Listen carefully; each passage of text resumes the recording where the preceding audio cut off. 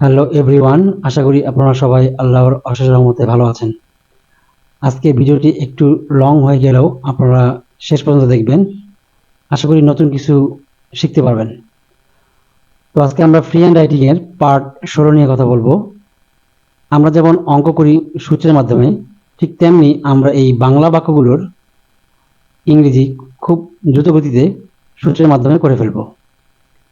যেমন ধরুন, টেবিলের উপর একটি বই আছে। এই বাক্য দ্বারা আমরা কি বুঝতে পারছি? কোনো স্থানে কিছু আছে। আমার টেবিলে একটি কলম আছে, এটা আমরা কি বুঝবো? এখানে বোঝাচ্ছে কোনো স্থানে কিছু আছে।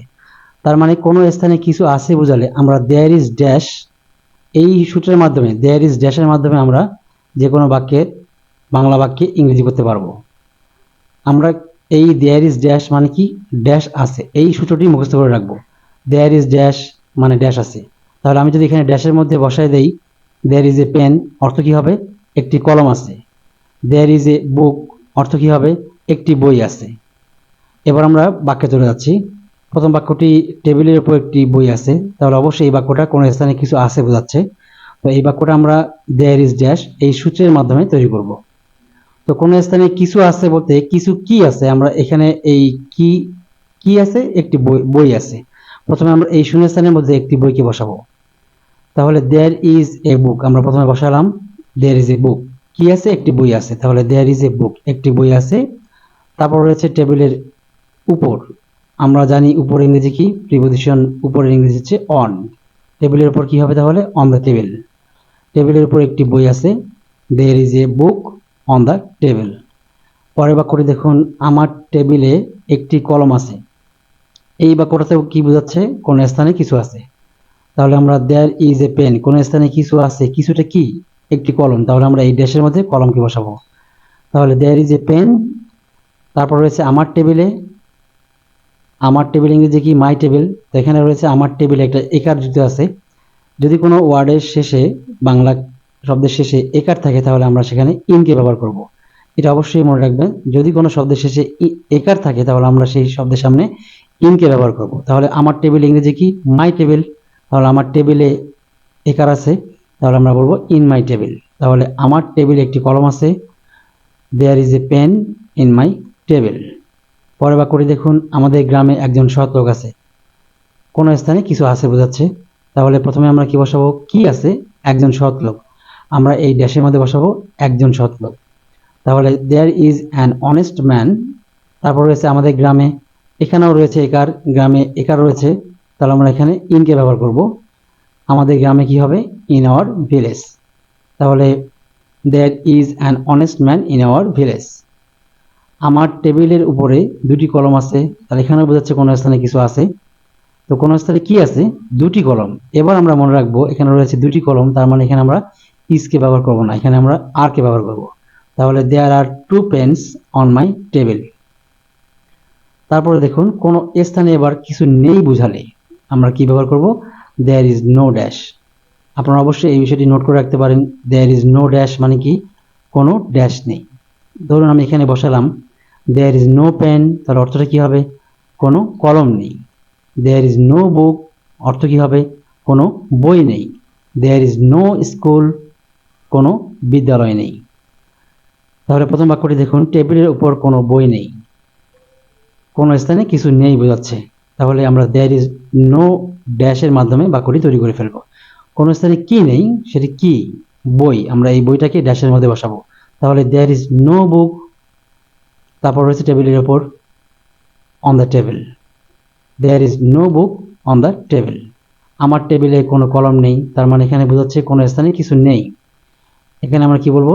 There is no pen in my table. যেহেতু এখানে রয়েছে কলম, এখানে দুটি কলম বা তিনটি কলম বা বহুবচন কি বোঝাচ্ছে না, তাই আমরা এখানে ইজকে ব্যবহার করব।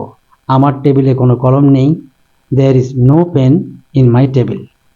আপনারা ভিডিওটি আসলে বিস্তারিত আলোচনা করতে গেলে অনেক লম্বা হয়ে যাবে, তো আপনারা টেনে দেখতে পারেন, আবার রিপিট করে দেখতে পারেন। তারপরে দেখুন, কারো কিছু আছে বুঝালে, কারো কিছু আছে বলতে আমার আছে, তোমার আছে, তার আছে, রহিমের আছে, করিমের আছে, আমাদের দেশের আছে, আমাদের স্কুলের আছে। আমরা এভাবে বিভিন্ন রকমের অর্থ বুঝে করতে পারবো। আরো কিছু আছে বোঝালে আমরা সেই বাক্যটা তৈরি করব আই হ্যাভ ড্যাশের মাধ্যমে। আই হ্যাভ ড্যাশ এটা আপনারা নোট করে মুখস্থ করে রাখতে পারেন। আই হ্যাভ ড্যাশ, আমার ড্যাশ আছে। আমি যদি এখানে ড্যাশের জায়গায় একটি কলম বসাই, আই হ্যাভ এ পেন, অর্থ কি হবে? আমার একটি কলম আছে। আই হ্যাভ এ ফ্রেন্ড, আমার একজন বন্ধু আছে। যদি বলি ইউ হ্যাভ এ ফ্রেন্ড, তোমার একজন বন্ধু আছে। ইউ হ্যাভ এ পেন, তোমার একটি কলম আছে। আমি যদি বলি হি হ্যাজ এ পেন, তার একটি কলম আছে। হি হ্যাজ এ কম্পিউটার, তার একটি কম্পিউটার আছে। তার মানে এখানে আমরা মনে রাখবো এই সূত্রের মধ্যে হ্যাভের জায়গায় কে আছে? হ্যাজ আছে। অবশ্যই এটা মনে রাখতে হবে। তাহলে প্রথম বাক্যটি দেখুন, আমার একটি কলম আছে। এখানে কারো কিছু আছে বোঝাচ্ছে, কার আছে? আমার আছে। তাহলে আমরা আই হ্যাভ ড্যাশের মাধ্যমে বাক্যটি তৈরি করে ফেলবো। আমার একটি কলম আছে, তাহলে আই হ্যাভ এ পেন। আমার একজন ভালো বন্ধু আছে, I have a good friend. তোমার একটি কম্পিউটার আছে, ইউ হ্যাভ এ কম্পিউটার। এখানে কারো কিছু আছে বোঝাচ্ছে, তার সততা আছে। কার সততা আছে? তার সততা আছে। তার মানে কারো কিছু আছে বোঝাচ্ছে। এখানে আমরা আয়ের জায়গায় কাকে বসাবো? হিকে বা শিকে। হ্যাভের জায়গায় কাকে বসাবো? যেহেতু হি বা শি এর সঙ্গে হ্যাজ ব্যবহার হয়, তাই আমরা এখানে হি হ্যাজ বলবো। হি হ্যাজ অনেস্টি, তার সততা আছে। আর কিছু নেই বুঝালে আমরা আই হ্যাভ নো ড্যাশকে ব্যবহার করব। আই হ্যাভ নো ড্যাশ মানে আপনারা এই সূত্রটি মুখস্থ করে রাখতে পারেন। আই হ্যাভ নো ড্যাশ, আমার কোনো ড্যাশ নেই। তাহলে আমরা যদি বলি আই হ্যাভ নো পেন, তাহলে অর্থ হবে আমার কোনো কলম নেই। আই হ্যাভ নো বুক, আমার কোনো বই নেই। তাহলে দেখুন প্রথম বাক্যটি, আমার কোনো কলম নেই, তাহলে কারো কিছু নেই বোঝাচ্ছে। I have no pen. তোমার কোনো ভালো বন্ধু নেই, you have no good friend. তার কোনো কম্পিউটার নেই, এখানে আমরা আয়ের জায়গায় হিকে বসাবো এবং হ্যাভের জায়গায় হ্যাজকে বসাবো। তাহলে তার কোনো কম্পিউটার নেই, হি হ্যাজ নো কম্পিউটার। তার সততা নেই, she has no honesty. Honesty মানে কি? সততা। আশা করি আপনারা বিষয়টি বুঝতে পেরেছেন। আর আপনাদেরকে আবারও অভিনন্দন, যারা চ্যানেলটি সাবস্ক্রাইব করেছেন তাদেরকে অসংখ্য ধন্যবাদ। আর যারা নতুন রয়েছেন তাদেরকে আমি বিশেষ অনুরোধ জানাবো, এই চ্যানেলটি যে ফ্রি হ্যান্ড রাইটিং এর যে পার্টগুলি রয়েছে 1 2 3 4 এবং এই সূত্রগুলো আমরা কোথা থেকে পেলাম, আই ডু আই ডিড বা যত সূত্র রয়েছে, there is dash, I have dash, এই বইয়ের ছবিটি আমি ফ্রি হ্যান্ড রাইটিং পার্ট 1 এর মধ্যে দিয়ে দিয়েছি। আপনারা চাইলে বইটি দেখতে পারেন। আর ভিডিওগুলো যদি আপনাদের সামান্য উপকারে আসে তাহলে অবশ্যই চ্যানেলটি সাবস্ক্রাইব করতে ভুলবেন না। এটুকু চাওয়ার অধিকার তো আমার আছে, যেহেতু আমি আপনাদের সেবায় নিয়োজিত। তাহলে অবশ্যই আমাকে সাপোর্ট করবেন, সহযোগিতা করবেন। তো আজ এই পর্যন্তই। আল্লাহ হাফেজ। Thanks for watching this video.